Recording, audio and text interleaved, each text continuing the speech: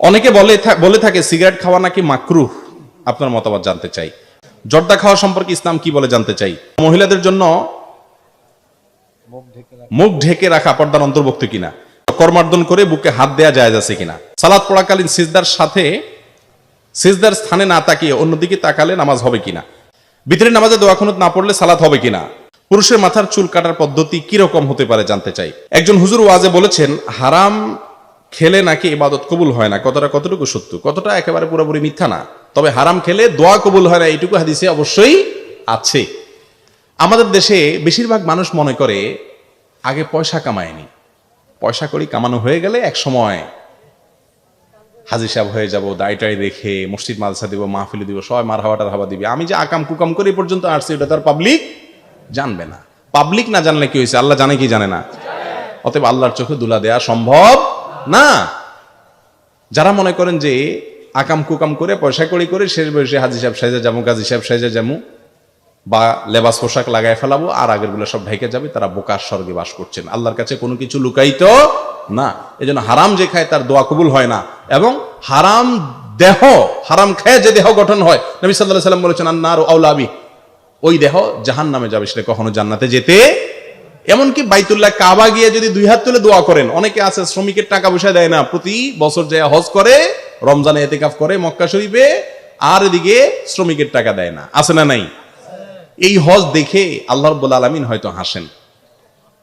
কারণ নবী সাল্লাল্লাহু আলাইহি ওয়াসাল্লাম বলেছেন আন্না ইউস্তাজাবু লিযালিক, আন্না ইউস্তাজাবু লাহ। যে ব্যক্তি হারাম দেহ গঠন করেছে, হারাম খেয়ে দেহ গঠন করছে, সে মক্কায় এসে যদি চিৎকার করে কাঁদতে থাকে আর চোখের পানিতে বুক ভাসায় ফেলে, তার দোয়া কিভাবে কবুল হবে? আল্লাহ কখনো কবুল করবেন? এই জন্য হারাম খাওয়া বড় ডেঞ্জারাস।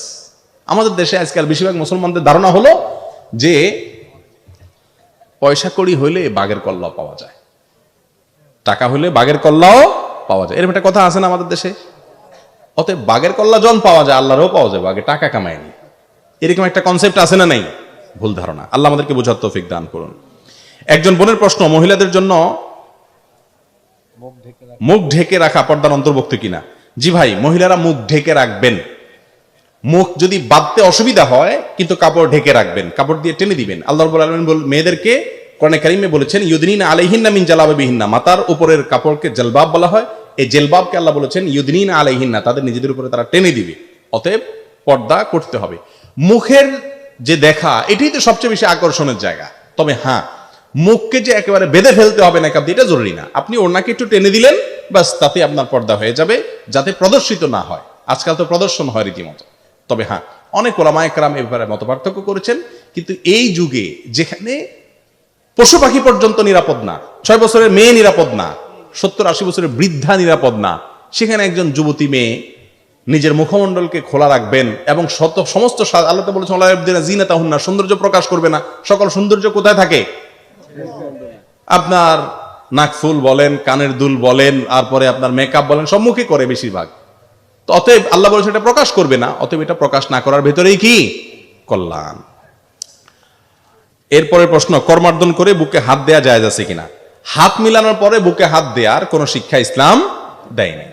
অনেকে আছে যে হাত মিলানোর পরে অটোমেটিক কি করে, বুকে হাত দেয়। এটা কোনো দরকার নাই। এটা কোনো কোনো ক্ষেত্রে অতিভক্তি করে, সবসময় না, কোনো কোনো ক্ষেত্রে অতিভক্তি। আর অতিভক্তি লক্ষণটা কি না, ভালো না। অতএব বুকে হাত দেওয়ার দরকার নাই। হ্যাঁ, 2-1 সময় হয়ে গেছে, এটাতে কোনো অসুবিধা নাই, কিন্তু মুসাফার সাথে বুকে হাত দেওয়ার কোনো সম্পর্ক নাই। সালাত পড়াকালীন সিজদার স্থানে না তাকিয়ে অন্যদিকে তাকালে নামাজ হবে কিনা। নামাজ হয়ে যাবে, কিন্তু উচিত হলো নিজের নামাজের এরিয়াতে তাকানো, ডানে বামে না তাকানো, কিন্তু নামাজ হয়ে যাবে যদি অন্যদিকে তাকায়। ভিতরের নামাজে দোয়া কুনুত না পড়লে সালাত হবে কিনা। আরবের অনেক উলামায়ে কেরামতে নামাজ হয়ে যাবে, কিন্তু ইমাম আবু হানিফা রাহিমাহুল্লাহ সহ অনেক উলামায়ে কেরামতে ভিতরের নামাজে দোয়া কুনুত ওয়াজিব, যার কারণে ভিতরের নামাজ ইচ্ছাকৃত ভিতরের নামাজে দোয়া কুনুত না পড়লে ভিতরের নামাজ আদায় হবে না। এই মত অনুযায়ী পুরুষের মাথার চুল কাটার পদ্ধতি কি রকম হতে পারে জানতে চাই। পুরুষের মাথার চুল হয় রাখবেন আর না হলে কাটবেন। রাখার পদ্ধতি 3টা, কানের লতি বরাবর, কাঁধ বরাবর, আর একটু বড়, জুম্মা, লিম্মা, ওয়ফরা, 3 ধরনের চুল রাখা যায়। আর যদি কাটেন, ছোট করেন, তাহলে পুরা মাথার চুল ছোট করবেন সমান করে। কিন্তু মাথার এখান দিয়ে কয়টা চুল রাখলেন, এদিক দিয়ে চাইছে ফেললেন, এদিক দিয়ে একেবারেই 0 মারলেন মেশিনে, এদিক দিয়ে একেবারে বড় বড় আপনার তাল গাছের আঁশের মতো এরকম অনেক ফুটবলার রাখে কি রাখে না? তো এদের দেখে দেখে আমাদের অনেক যুবকরাও রাখে, আছে না নাই? এটাকে হাদিসের ভাষায় বলা হয়েছে কাজা। কাজা পরিপূর্ণভাবে হাদিসে নিষেধ, এভাবে চুল কাটা জায়েজ না, এটা হারাম। এগুলো হলো একরকমের মাতলামি। এই যে এখন দেখবেন কানে দুল পরে ছেলেরা, আছে না নাই?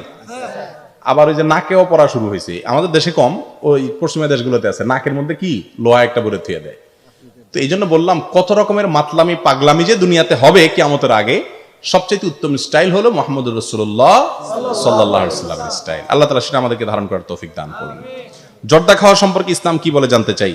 ভাইরা আমার, জর্দার মধ্যে যেটা মিষ্টি জর্দা, বিশেষ করে এটা আমাদের চাচাদের মুরব্বীদের শোনা দরকার। মিষ্টি জর্দা যেটা শুধু গ্রানের জন্য খাইলেন, যদি ক্ষতিকর কিছু না থাকে, এটা জায়েজ আছে। কিন্তু তামাক যে জর্দা আছে, সেই জর্দা খাওয়া জায়েজ হওয়ার কোনো রাস্তা নাই। মুশকিল হলে অনেক হুজুররাও খায়,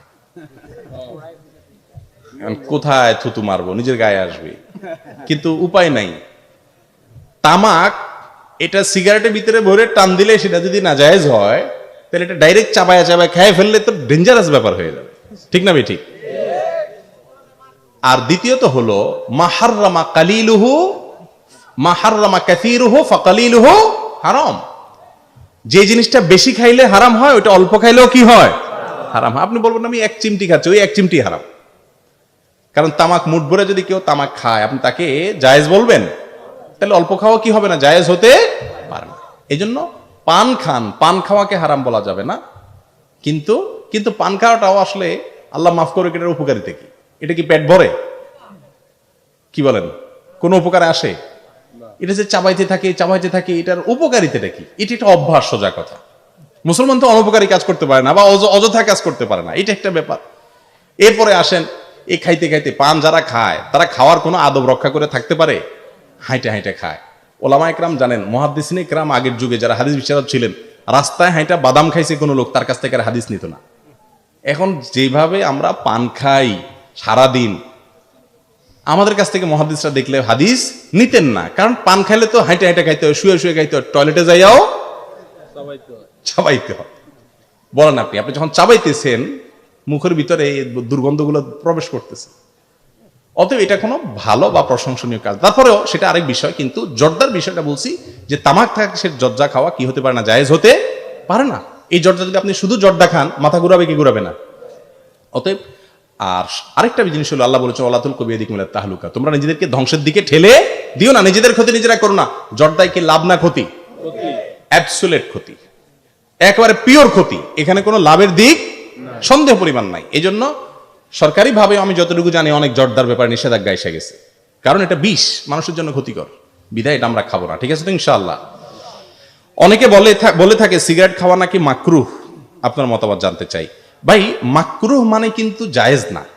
মাকরুহ মানে কি না? ধরলাম মাকরুহ। অনেক ওলামা, আমার দেশের ওলামা একরাম বিশেষ করে সিগারেট খাওয়াকে মাকরুহ বলেন। মাকরুহ শব্দের অর্থ অনেকে মনে করে জায়েজ। মাকরুহ মানে অপছন্দনীয়, ভালো না, খারাপ না, জায়েজ। তাহলে মাকরুহ মানে কি হালাল নাকি? হ্যাঁ, এটাকে আরব ওলামা একরাম হারাম বলেন। যারা মাকরুহ বলেন তাদেরও কিছু যুক্তি আছে, দলিল আছে, আমরা সেদিকে যাব না। কিন্তু এটা নিষিদ্ধ, এ ব্যাপারে কারো কোনো সন্দেহ, সবাই একমত এটা নিষিদ্ধ। নিষিদ্ধের মাত্রা নিয়ে কি আছে, মতপার্থক্য আছে।